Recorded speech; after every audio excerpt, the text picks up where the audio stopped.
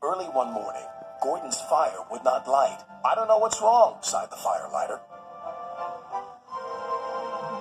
"There must be gremlins about." "What are gremlins?" asked Percy. "I've heard that they're little green men who play tricks," replied Thomas. "Can we find one?" "Pah!" said James.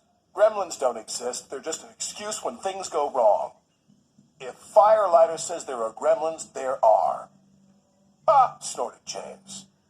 Sir Topham Hatt had heard everything. "Silence!" he said. "I am expecting a VIP, a very important person today. She has heard that all my engines are really useful. Please prove it." "Yes, sir," they all said. "As long as the gremlins let us." "What gremlins?" "The ones in Gordon's fire, sir. That's why he's not ready yet." "I'll see about that," thundered Sir Topham Hatt. And he did. "Gordon, I expect you to be on your best behavior today. You are to pull the special coach for my special visitor. But no high speeds, please. She won't like that."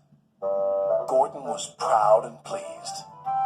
He was waiting for his special coach when Percy puffed in with some freight cars.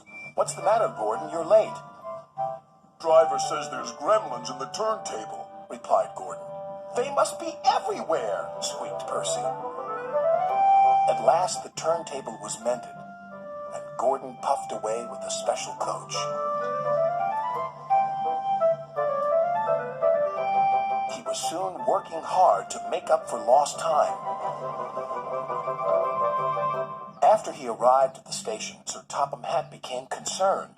"Where's Thomas?" he wondered. "He's supposed to be bringing my visitor from the docks." Huffed Gordon.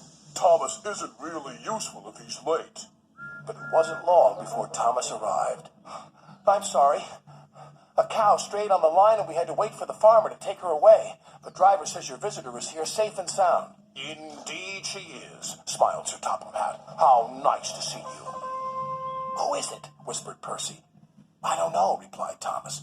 "But Sir Topham Hatt is certainly keen to please her. He's arranged a special party for her."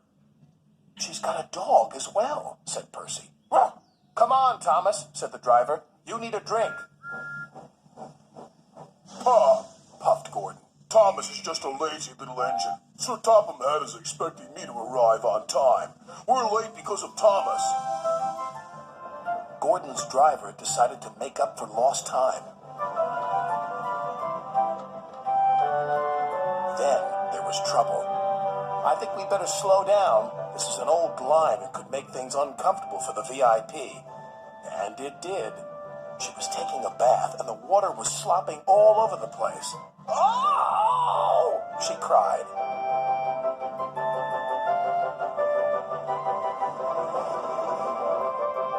Gordon was very relieved to reach his final destination, where Thomas was waiting to collect Sir Topham Hatt and his special visitor. He blew an extra long whistle.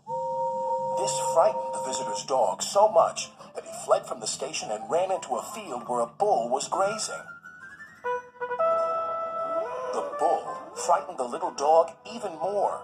He ran back again, onto the platform and over the bridge. "Ruh! Ruh! Ruh!"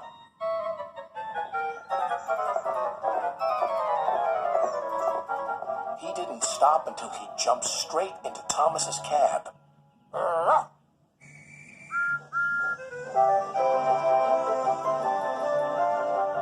But he had a wonderful ride, all the way to the docks.